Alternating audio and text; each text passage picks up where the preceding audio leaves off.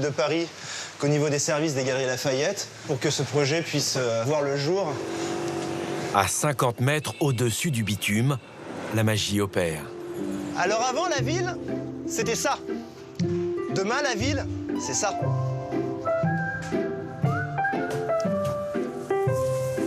Un air de campagne au cœur de Paris.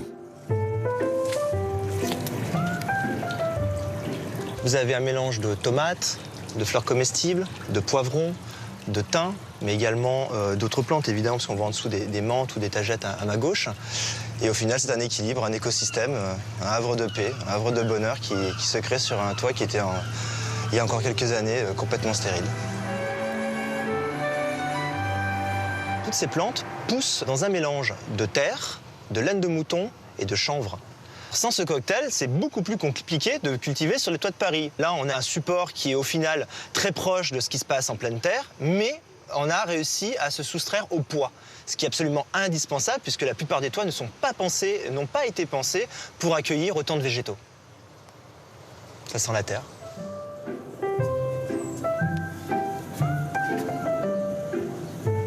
« 15 ans pour mettre au point ces membranes, des panneaux végétaux 100% recyclables.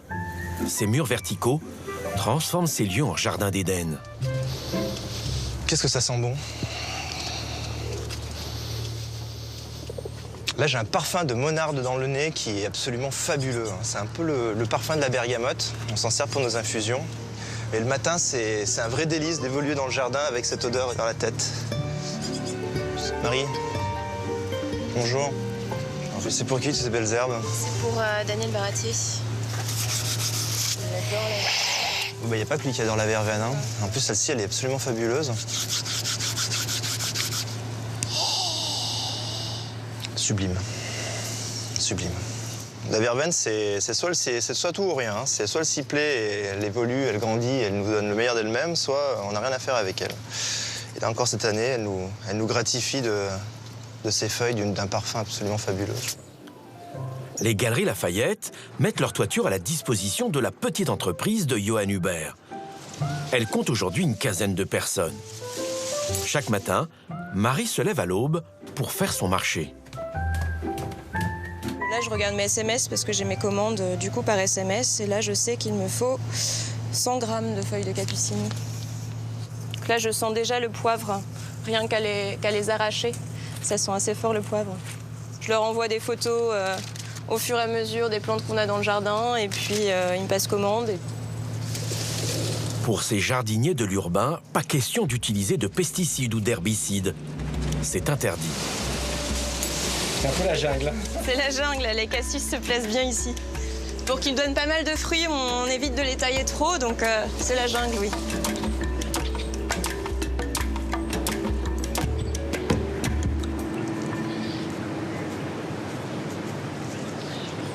Là, je vais prendre quelques fraises. Tout l'enjeu, c'est justement de cueillir le matin pour que ce soit dans l'assiette le midi. Donc c'est vrai qu'il faut un peu se dépêcher et dès que le soleil se lève, c'est un peu la course.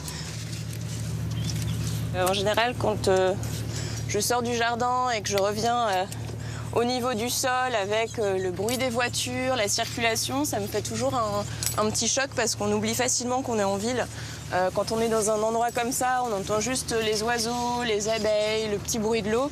Ça sent la verveine, la tagette mandarine, le basilic, les feuilles de tomates. Et c'est parfois difficile de revenir à la vraie ville.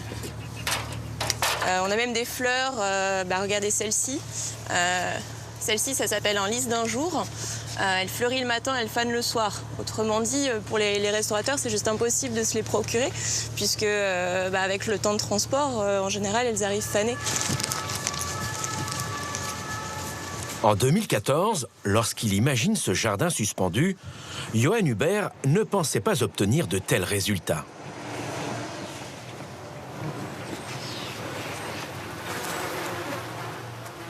Là, il se passe un spectacle absolument magique et merveilleux. Tu vois des dizaines et des dizaines et des dizaines d'abeilles, toutes en train de butiner un merveilleux plant de menthe en fleurs.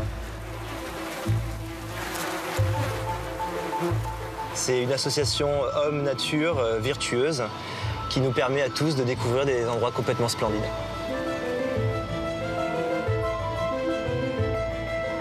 Qu'est-ce qu'on peut rêver de plus que d'avoir la nature sur un toit et de profiter de cet environnement qui est juste exceptionnel. Ça se renouvelle chaque jour. Les nuages sont différents, les plantes évoluent, les saisons sont marquées par l'évolution des plantes aussi. C'est vrai que c'est un spectacle qui, chaque jour, a sa poésie, chaque jour a son taux d'émerveillement. Et c'est vrai qu'on s'en lasse pas.